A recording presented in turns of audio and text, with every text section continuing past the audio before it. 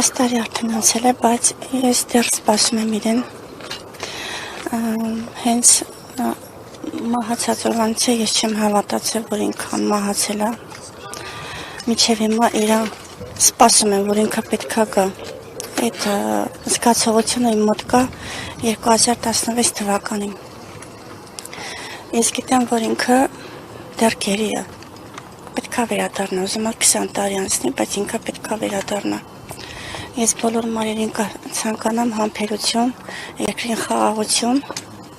էլ ոչ մի մարդ թող չսքա։ Դուք վերջին անգամ երբ է ձեր կապը եղել։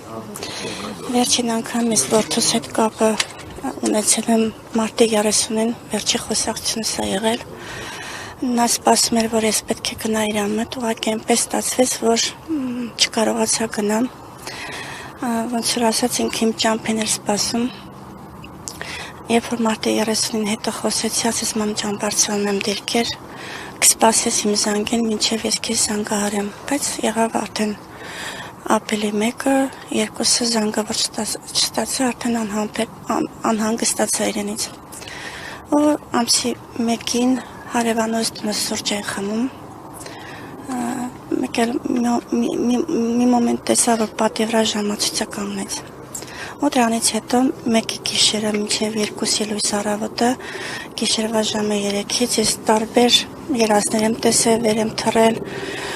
ցավ եմ զգացել սրտի, որդուս ձայնն եմ լսել, միանգամից վեր եմ թռել, օգնության կանչեր ինքը կանչում։ Ու հետո տենց նռնակների ձայն եմ լսել անընդհատ, մինչև լուսաբաց ժամը 6-ին։ 6-ից հետո կողքի սենյակից որդուս ձայնը լսեցի, որ իմ հարևանու հետ էր խոսում, որ ինքը գտնվում էր Ղարաբաղում։ Այն լսեցի, որ տղայս ասեց, խնդրում եմ մամա, ինչ ասես, այդ բառը լսեցի, այս անմիջապես վազեցի որդուս մոտ, ասի ինչ ա եղել, բա ասեց մեր հարևանին ա զանգել, ասեց, որ կռիվա երեխաները չկան, շտապ հասի Ղարաբաղ։ Ճիշտ ասած, այդ օրը չկարողացա ոչ մի կերպ հասնել, հաջորդ օրը կամավորների հետ որոշեցի, որ գնալ, ճանապարհի կեսը հասել եմ, այնտեղից Մավել Գրիգորյանենք, երևի գիտեն որդուս մասին, ինձ հետ դարձրեցին, բայց մյուսները գնացին։ Ու դրանից հետո իմ մեջ կասկածներ եղավ, որ որդուս հետ մի բան չի։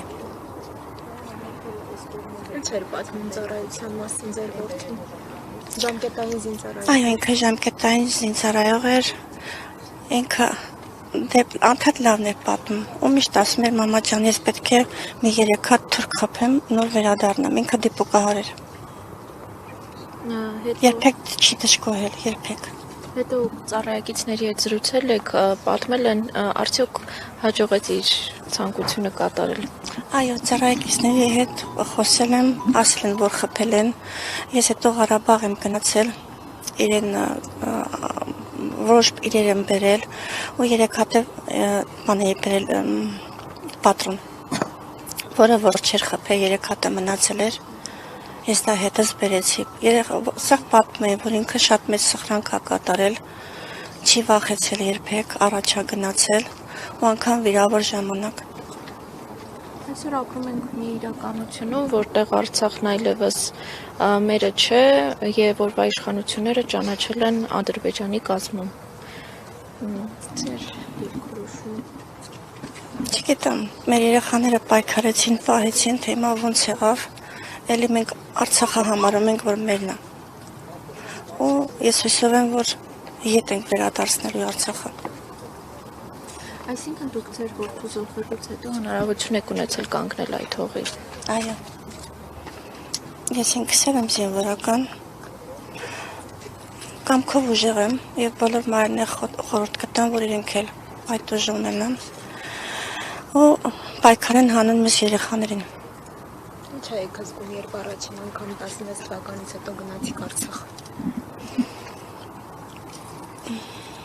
Չեմ կարող ասել, թե ինչ է զգում։ Ցավ, շատ է ցավ։ Ցավ է ապրում, շատ մեծ ցավ։